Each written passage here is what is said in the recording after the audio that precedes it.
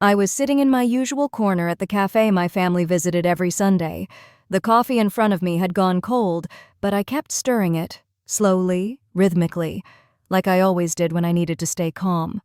No one was paying attention to me. They never really did.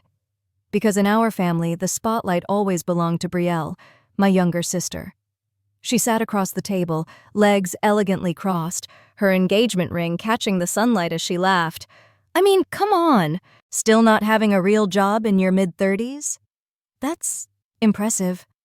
She smirked as she said it, voice loud enough to catch the attention of nearby tables. No one laughed with her, just at me. My mother awkwardly murmured, "Brielle, that's not necessary." But Brielle only shrugged, brushing off the moment like she always did. My father tried to change the subject. Something about the waffles being too dry. Typical distraction tactic. I said nothing. I wasn't the talkative one, never had been. And over time, my silence had been mistaken for weakness, for insignificance. But what they didn't know was that behind that silence, I had quietly built something far greater than their approval. A world of my own, a company, a legacy, one that Brielle would soon walk into, completely unaware. They always thought I was the quiet one, the one who stayed home too much, the one who typed on a laptop all day, probably playing games, as Uncle Tony once joked. But behind the curtain of silence, I was building something real. I remember being 27, sitting beside Marcus Lynn, my best friend from college, in a cramped studio apartment lit by the glow of 2 secondhand monitors. That night, we typed the first lines of code for what would later become the foundation of Nexora, an AI-driven analytics system now used by hospitals, banks, and even government agencies.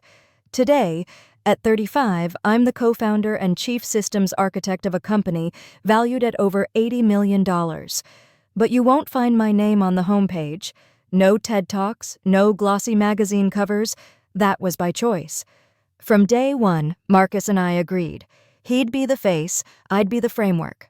While he stood under the lights, I worked in the shadows, quietly leading every project, approving every strategy, writing the logic behind the system that now powers the decisions of thousands.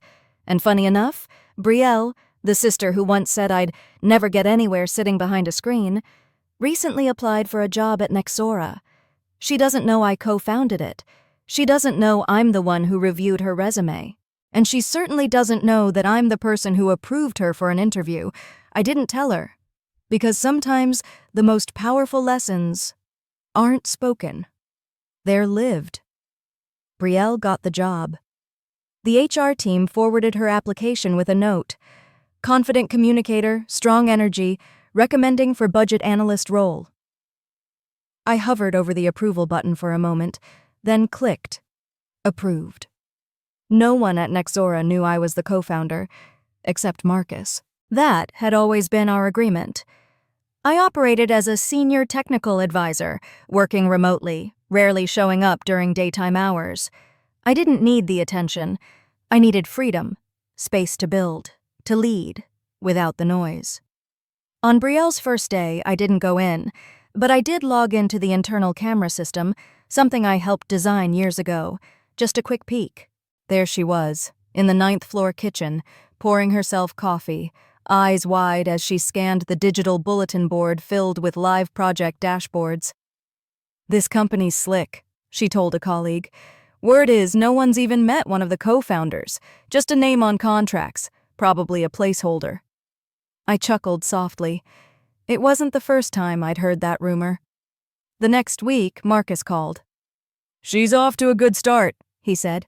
"Confident, maybe a little showy, but smart." "Let's keep it that way," I said. "If she's good, great. If not, the truth will catch up." This wasn't revenge. I wasn't waiting for her to fail. I just wanted to see who she'd be without an audience, without applause. Would she treat people with respect? Would she lead with humility? Would she finally understand the value of someone who didn't need the spotlight to be powerful? For 2 weeks, I watched from a distance, reviewing her files, seeing her signatures appear below budget revisions. She was doing fine, But she had no idea whose name was quietly printed at the bottom of her paycheck. Not yet. It started with a signature.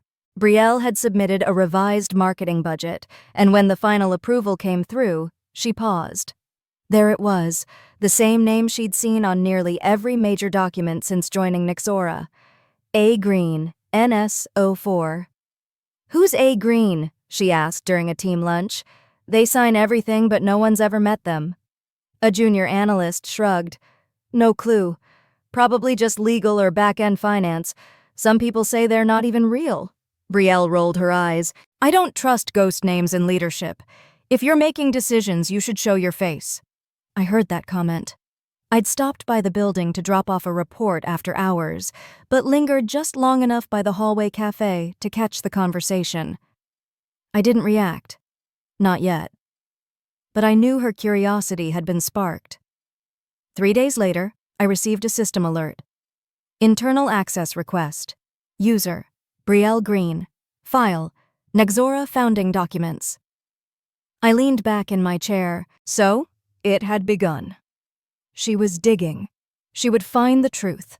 Not from a dramatic reveal, but from cold, irrefutable files. Founders registry, legal ownership, development credits. My name? Everywhere. I imagined her expression as the pieces clicked together. The sister she once pitied was the architect of everything she now worked for. I was in the server room when I heard heels clicking down the hallway. I stepped out, and there she was. Brielle stood frozen in the doorway, eyes wide, lips slightly parted. In her hand was a printed copy of Nexora's founding documents. "Alina," she said, voice tight. "You're the co-founder?" I nodded, calm, steady. There was no pride in my answer, only truth. "Since day one. Marcus and I started this company in a tiny apartment off East 5th. She swallowed hard. "So, all this time, you were signing my paycheck?" Another nod. "You're capable," I said. "That's why I approved your hire. If you weren't, I wouldn't have." She looked down, the weight of years pressing onto her shoulders. No quick comebacks, no jokes, just silence. I handed her a folder, a proposal for a new initiative to support young women in tech. "If you're interested, it's yours to lead." She didn't take it yet, but her eyes softened. Something had shifted. For the first time in our lives, we were finally standing on equal ground, not as rivals, but as women who had both grown. The night of Nexora's 5-year anniversary gala, I stood backstage in a simple black dress. Nothing flashy, just enough to look polished. My hands trembled slightly, but my voice, it was steady. Marcus gave me a look of reassurance. "You're not stepping into the spotlight," he said. "You're stepping into what you built." The MC finished the introduction. "Please welcome the 2 co-founders of Nexora, Marcus Lin and Alina Green." Applause erupted as we stepped onto the stage.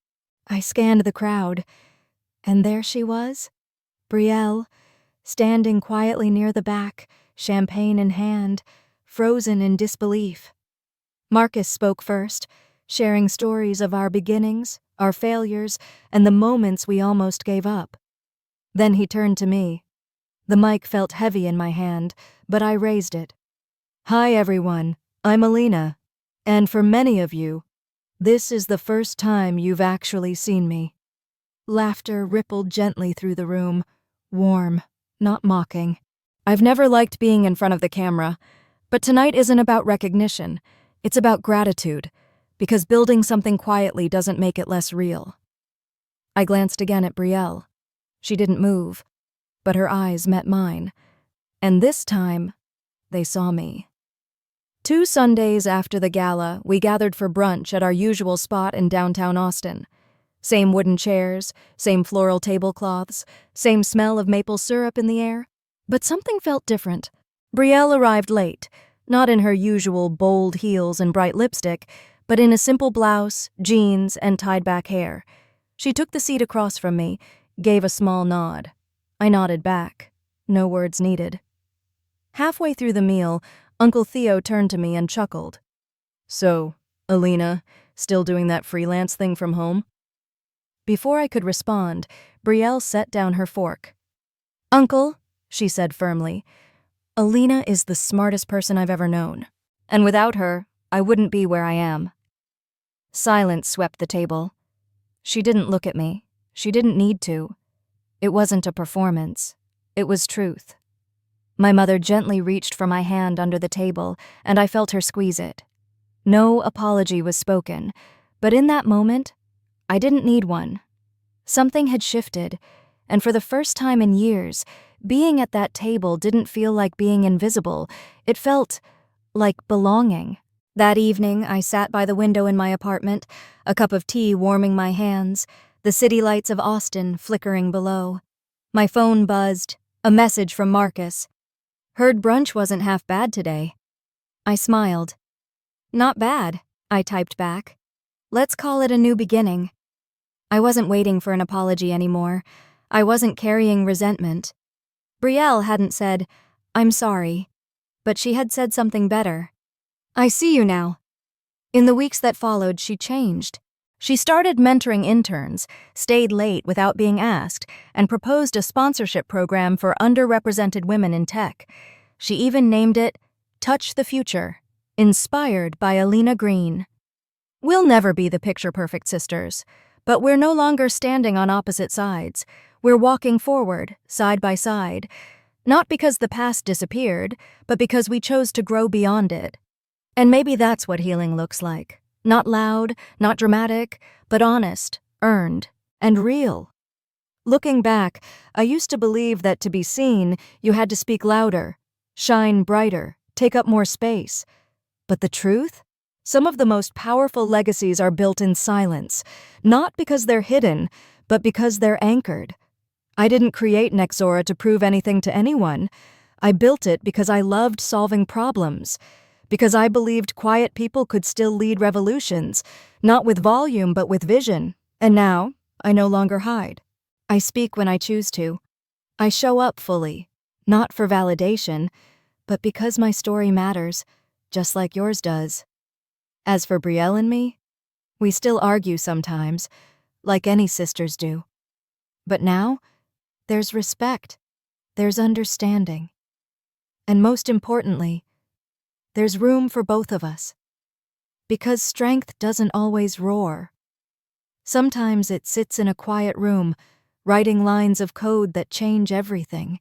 If this story spoke to you, if you've ever felt overlooked, underestimated, or quietly building something no one sees, know this: you matter. Your journey matters. Share your thoughts in the comments. Have you ever been the quiet one in your own story? Don't forget to like, subscribe, and turn on notifications so you never miss a story that speaks to the heart. And as always, thank you for being here. You're part of this space, and you're not alone.